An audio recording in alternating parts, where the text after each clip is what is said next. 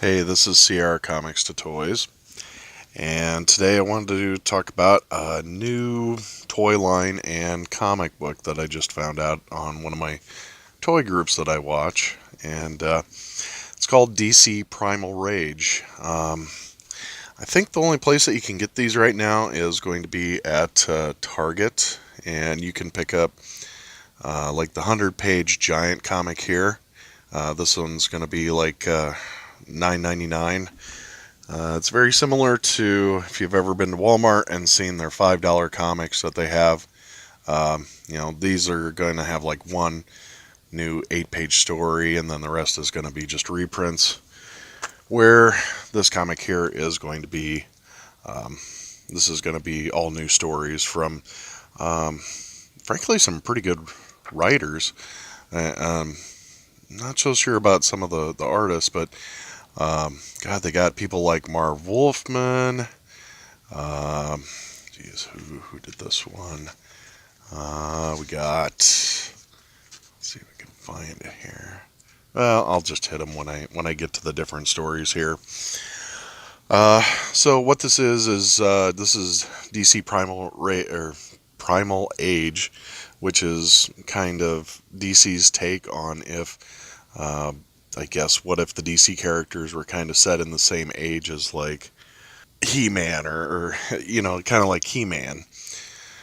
And it's just kind of an anthology series, a lot of different stories. The first story kind of includes all of the different heroes, and then the few stories that you have later on are going to be kind of individual stories of some of the heroes and some of the bad guys that are in it. It's kind of weird. Some of the stories are good. Some of the stories are so-so, or maybe even, I don't know, bad. I guess it depends on your opinion on it. But it was just kind of weird. I would think that how they set it up, they would kind of go with the individual stories first and not with like the big story right at the beginning. But anyway, let's get into this comic and take a look at what we got. And the first story is going to be called The Primal Age. This is your just kind of introducing all the different characters. What got me the most was sorry about that. This is going to be done by, here, I'm going to turn that light off. Okay, so this is going to be done by Marv Wolfman, which he's kind of an old school writer. So good on DC for getting him to write this. So you get your basic story where you have Wonder Woman. She's coming in. She's trying to protect these different orbs. In comes Batman. You got kind of a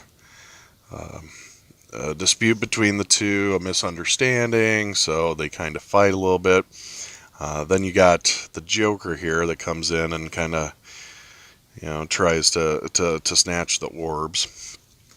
But the artwork on this first story is kind of, it kind of looks good here and there, and then sometimes there's just little weird things that I notice. Like if you take a look at the Joker here, if you get it real close, you'll see where it doesn't look like they colored his mouth right, and it's about the same color as like the sky. I don't know if you quite catch that, but it looks like he's just got a hole right through his head with that.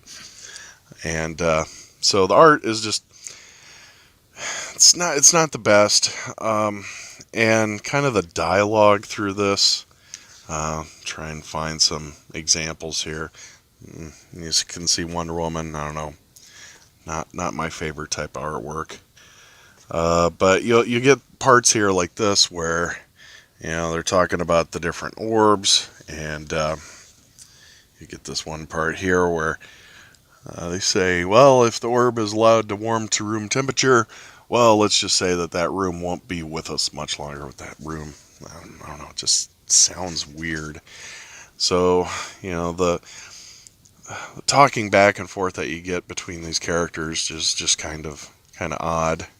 I did kind of like some of the different character styles, or the way they made the characters.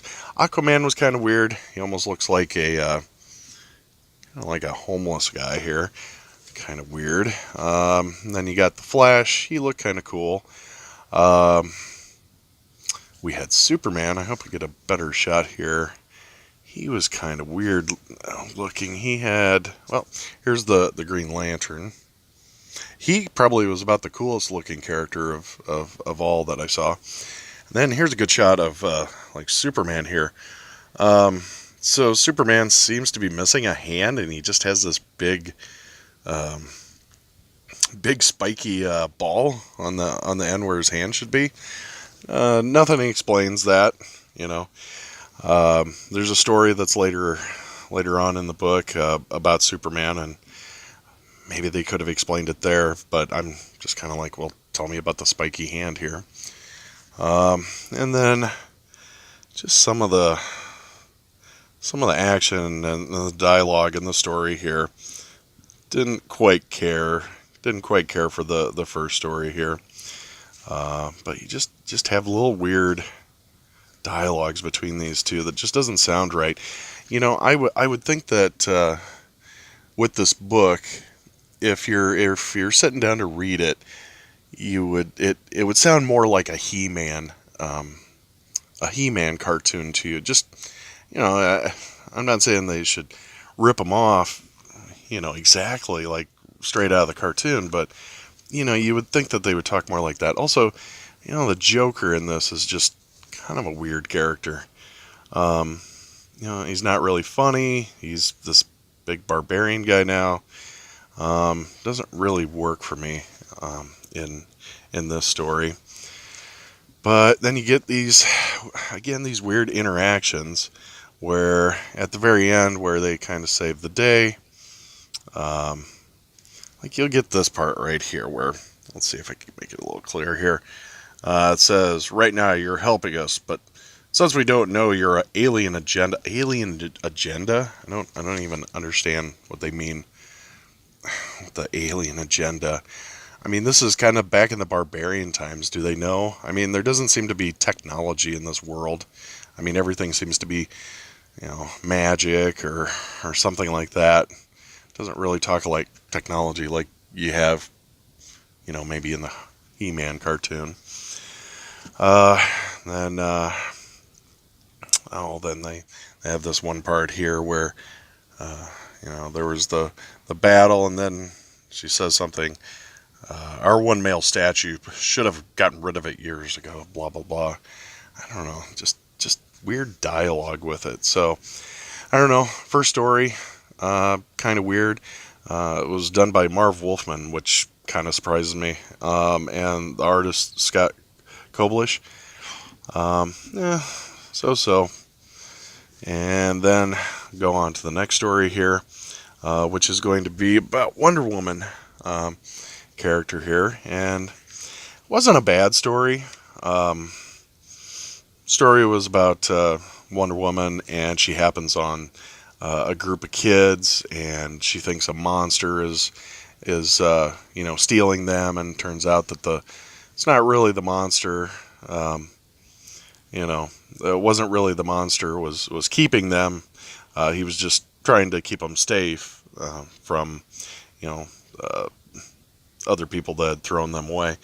And so you got Solomon Grundy here. So tells a kind of a two-person story here with Wonder Woman, and then, you know, Solomon Grundy, which that was kind of neat. They kind of included two different characters in this, which was good. That was probably a good use of the story. The only thing that was kind of weird, the artwork was better on this one. The only thing is that the size and how old Wonder Woman looks like. Now, the figures that I saw at Target, you know, they're your basic what you would see from like She-Ra and He-Man cartoon. The cartoon doesn't really, you know, not everybody looks like proportional like that. Wonder Woman kind of is a good case of this. Like, you know, when she's on the horse here, she actually looks like she's, I don't know, like a 13-year-old girl. And then you get another picture here where she looks like a, you know, kind of more what you would think like Wonder Woman. And then you'll see like another panel here where she looks more like a 13-year-old girl, maybe cosplaying as Wonder Woman, something like that. And then you go on. Let me see if I can get another one here. Here she looks more like an adult Wonder Woman. And let's go on to another panel. Again, she looks more like an adult. But then you get to this panel right here. And then she looks like a little girl, and she's just barely taller than these little kids. I mean, she's an Amazon. She should be like towering over these people. Maybe not as big as Solomon Grundy, but she's just barely a head taller than these kids at this point. And let's see if it keeps going on here. Here, yeah, that's not so bad. And, we got this one right here. She looks more like a woman. And then here she looks more like a little kid, just leaning down to talk to the other kids. So I don't know, just weird. The artwork was kind of weird. The age she seemed to age up and down, as the panels go. So I don't know if that was just because it was rushed or something like that. But again, that was the Wonder Woman and the Solomon Grundy section. Now you got the next section here. Let me get that. This one was probably the best story of everything. This one's going to be about Dr. Freeze.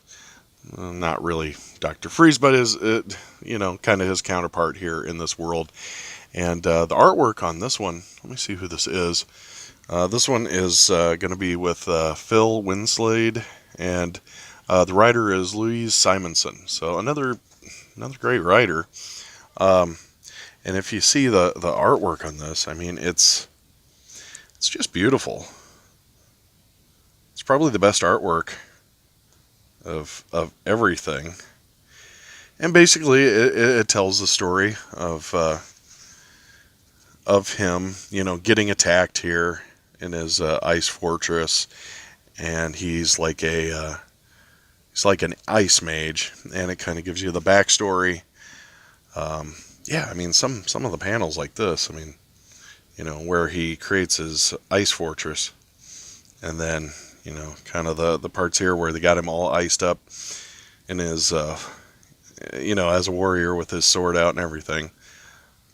That's pretty cool. This is exactly what I would expect. This is awesome. I wonder if they have a figure of Mr. Freeze here. So, of all the stories, I mean, just look at this. I mean, awesome artwork. Very nice. And then it shows where, like the story in Batman, where Nora, he accidentally freezes him with a spell that goes haywire, and, everything that comes from that. But, yeah, this is an awesome looking book, or awesome looking story in the book. So this is probably the best one of all this. And then second story that you got is going to be the Batman.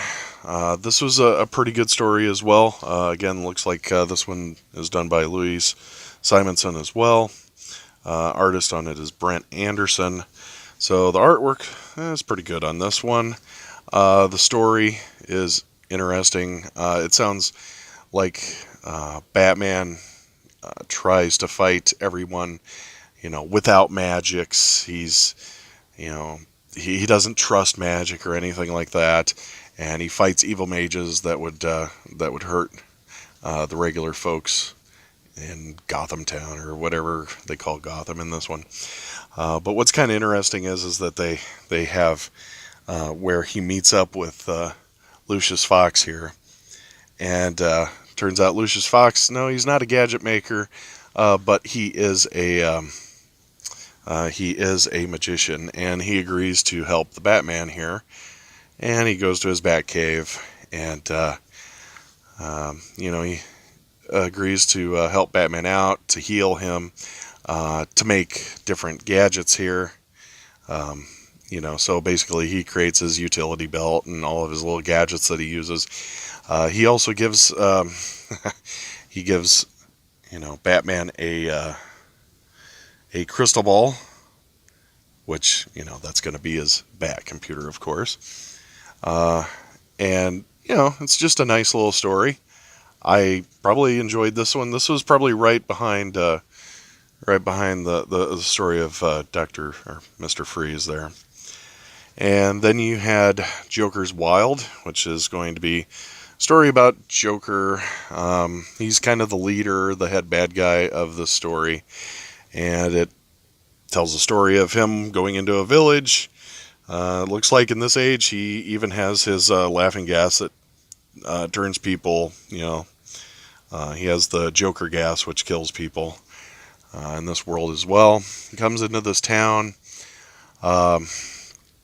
just is terrorizing it, and he's trying to find like the biggest treasure, or the magical treasure that's in this town.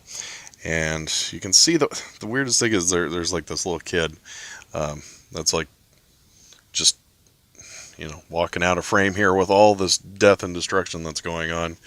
And he goes up to feed the Joker's beast, which you can actually buy the beast. Joker's beast is a big lizard guy that he rides, and the Joker gets really angry about that because you can't have people not fearing his little lizard rider, or his lizard pet, and kind of gets upset with that.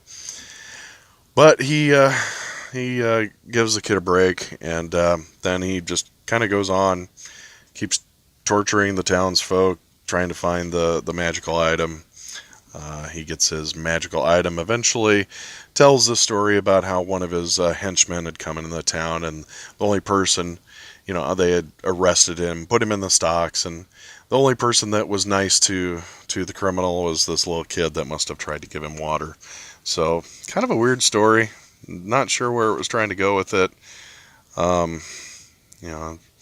First I thought they were trying to go something, with the kid and so on, but it just kind of started and dropped. And then we got the last story in the book here, which is going to be a Superman story. And, the only thing is that, when they put this picture here and you're seeing this, it can really ruin it for you. I'll get a good look at that. If you see that, it can almost ruin the surprise of the story.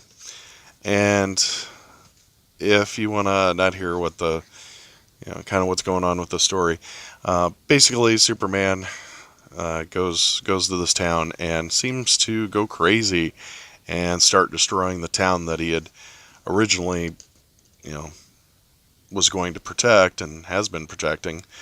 And then Batman gets involved in trying to track down Superman to, finally take him out. So we have another Batman versus Superman story here. And when, Batman finally finds Superman, he finds out that it's actually Bizarro that has him chained up, and it's not Superman actually doing this. And, it almost looks like he's actually giving him a crotch shot right there. There's a big fight between them, and then the townsfolk, understand that, oh, it's not our protector. It's getting hurt, but it's actually, Superman was being held by him. So it was an interesting story. This is probably the third best story of the different stories that they had in here. Not bad, but, if you're wanting to keep the idea that it was Bizarro, probably don't want to show him in the first, panel before you get to the story. That was kind of a twist in the story, but someone could have figured that out, that it was actually Bizarro. Anyway, here's some of the back pages that we have here. Again, when I was in Target, you could get figures. I saw like the Green Lantern, I saw Batman, Wonder Woman, I think a Superman. And then you could get the lizard that the Joker seems to ride on. And then they got Scott Koblish, where it looks like they have the different rough drawings that he started out here. So he must really start where, where he just roughly sketches, circle sketches. I've seen some people do that. So, yeah, kind of interesting, but I didn't quite care for his first part. Also, one thing, would I recommend this to people? I don't know. If you're a big fan of the toys, I would say, yeah, sure, pick it up. It's $10, for how much, comics cost these days. And the figures cost $12, so I don't know.